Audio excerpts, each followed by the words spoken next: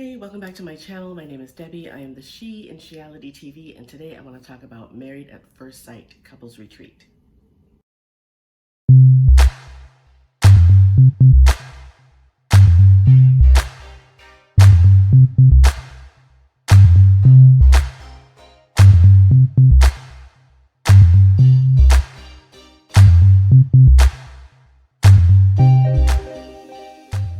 Okay, let's start out with Haley and Jacob.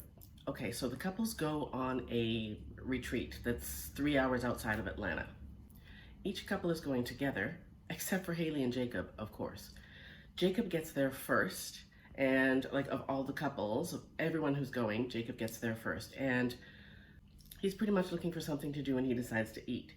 Dude opens the fridge, takes out some eggs, cracks them into a frying pan, and he makes the eggs, puts them on a plate, sits down and starts to eat. Haley is the next to arrive, and she sees him sitting there eating, and right away her first impulse is to get crunchy with him and ask him why he's eating, because she thought they were going to make dinner for everybody that night, and he kind of gives her a non-answer in true Jacob fashion. And so they kind of, whatever, she decides, okay, whatever. But I'm thinking, he's grown. This is a grown-ass man. If he wants to sit down at the table and eat eggs, that's his business. That's not your business. You're not his mother. Let him eat. 8 eggs he's eating. 8 eggs. Can you imagine grocery shopping for this dude? 8. It takes me 2 weeks to finish a dozen. Anywho. So she's just kind of like, oh, okay, well, whatever. She kind of blows it off. Oh, I should say that Jacob gets the bracelet back. Haley actually got her mom to ship the bracelet back, and now Jacob can shut the hell up about the bracelet, although I'm sure he'll still find a way to bring it up in every other conversation. But anyway, so then he says that he texted her to find out what her ETA was, and she didn't respond, and she was like, I didn't see it. And so she takes out her phone and she looks at it, she goes, oh, it must have been while I was just pulling up. But I feel like, dude, if you text her and ask her what her ETA is and she doesn't respond, and then 3 or 5 minutes later she shows up, do you not think that maybe she didn't respond because she was so close or didn't see it or whatever? Like, he's offended by everything, and he's passive aggressive to everything she says and does, and she is crunchy to everything he says and does. So it's like, these two are not compatible. But like I said in my last video, in my last Married at First Sight video, these people were not chosen for compatibility. They were chosen for incompatibility. I would bet my last dollar on it, because there's no way you would put this woman who has been single for 7 years together with a man who just wants to be married and have a family. Why? Who didn't call the fact that they would not get along? There's no one on this planet you could pair her with that she would get along with. There's just no one, because she's just, and I'm not saying it's her fault. I'm saying any human being who has been single for 7 years, you gotta ease into it. Do you know what I mean? That's like dropping her in the Pacific Ocean with no water wings, no nothing, just taking off. Leave her there by herself. Married? Why would she be married after not being in a relationship for 7 years? Single for 7 years. Now that I think of it in terms of people getting matched for incompatibility, the whole show makes more sense. But what puzzles me is the fact that all of the last seasons didn't feel that way. Do you know what I mean? Those seasons actually feel like those people were paired for compatibility. This season, not at all. Not at all.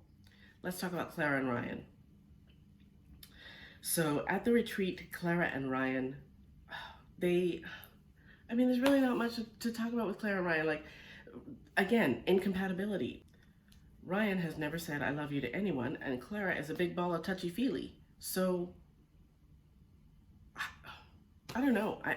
I feel like they were cast because the person, like, for instance, so Clara, Miss Touchy-Feely, would be able to somehow bring Ryan around to her way of thinking with regard to, saying I love you and emotion and all that other kind of stuff, right? But one person is always going to be left feeling like less than.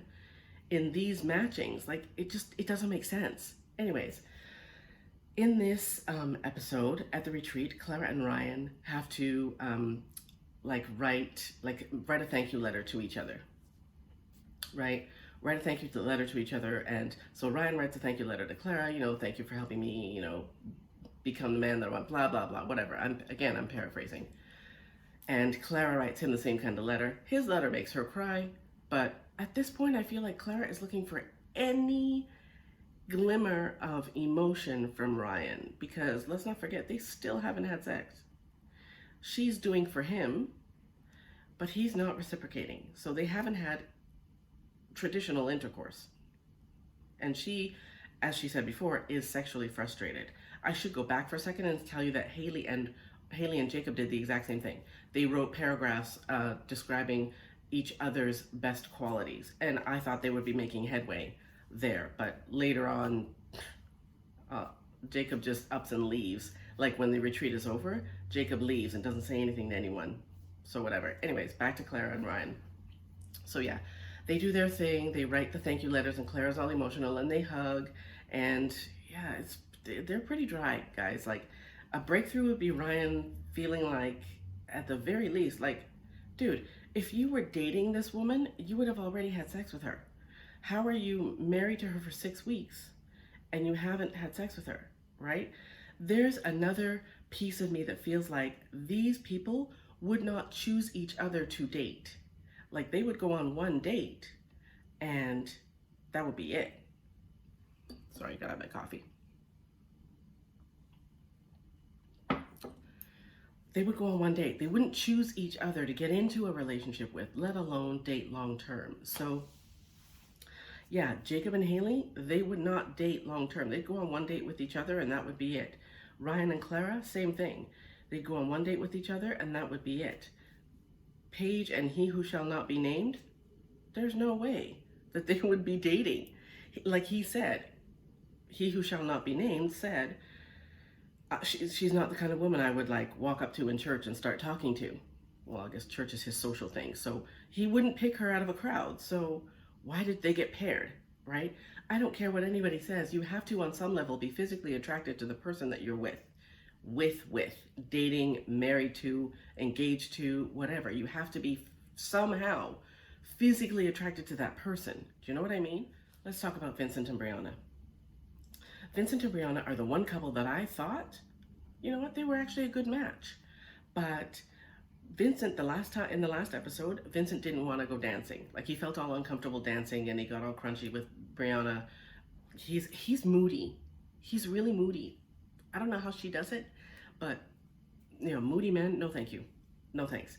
He doesn't say, hey, you know what, I'm not feeling this. Can we leave? He gets really grumpy and he shuts down and makes her have to pull it out of him. Like, he makes her have to pull what's wrong out of him after he's been quiet for I don't know how long. It's like, dude, come on, use your words. You're not 10, right?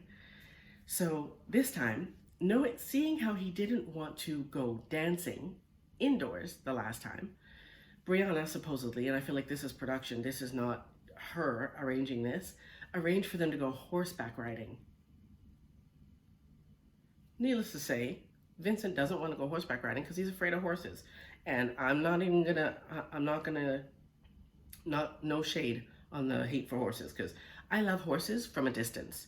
I don't like them close up because to me, they're unpredictable. I don't want to ride a horse. I don't want to pet a horse, like for any prolonged period of time. I just want to, maybe, hey horsey, and go about my business. But he doesn't want to get on the horse, which, you know what? If he doesn't want to get on the horse, he doesn't want to get on the horse. So they stand around for God knows how long waiting for him trying to make him get on the horse, which is why I feel like these people were not paired for compatibility, because she's the adventurous type and he is not, clearly. And he put that on his paperwork when he auditioned for the show. And so did she. She put, she likes adventure, blah, blah, blah, whatever. These two are complete opposites. Yet they were paired to get married. Like, they were paired for the sake of making good TV. And I think that's rude. I really just think it's rude. Like, this is their lives, right? if it doesn't work out, they actually have to get divorced. Anyways, they do the horseback riding thing, and he actually does end up getting on the horse, and they ride. And after that, they go home, and it's very uneventful after that. That was their bonding lesson for this retreat. But Vincent does say, like, they have a conversation, and I'm jumping into the next episode because this is in the trailer for the next episode. They're having some kind of a conversation, and he tells her that when he was interviewed for the show, he specifically asked for someone that was not straightforward. So when her family said that she was bossy, he said it was a total turnoff. Now tell me these people were not paired for the sake of making good TV. How can you tell them that you don't want someone who is straightforward, and along comes Miss Bossy and you put them together? Yeah, anyway, that's what happens with Vincent and Brianna. Next, let's talk about Virginia and Eric. Again, Miss Party Girl likes to drink and black out 7 days a week. Mr. Responsible Airline Pilot. You put these two together? Why? And expected them to actually work out. What puzzles me the most about this is that these strangers were paired by strangers. They are moving heaven and earth to try and make their relationships work out. I'm confused. I don't understand why. It's not like they chose each other and so now, hey, let's try and make this work. You are strangers who were chosen by strangers, right? And clearly you were not chosen, again, Eric and Virginia, complete opposites. Like, they couldn't be more different. Chosen to get married. Like, and we wonder why they're fighting and why they can't get along, why they disagree on everything, because they disagree on everything. She is in her 20s and she still wants to party and do all of that shit, and that's fan-freaking-tastic. But if that's what you want to do, don't get married. I have 2 daughters and I tell them the same thing. Do everything you have to do for yourself before you decide to settle down with someone, because you will always feel like you're missing out. Once you settle down, get married, start having kids, whatever, you will always feel like you're missing out. So do all your partying, dope smoking, like wild sex having, traveling, do all of that shit before you decide you're gonna get married. Clearly, I should have had that talk with Virginia before she tried to settle down with Eric. That's all I've got for Married at First Sight Couples Retreat. My name is Debbie. This is Sheality. I will see you next time. Peace.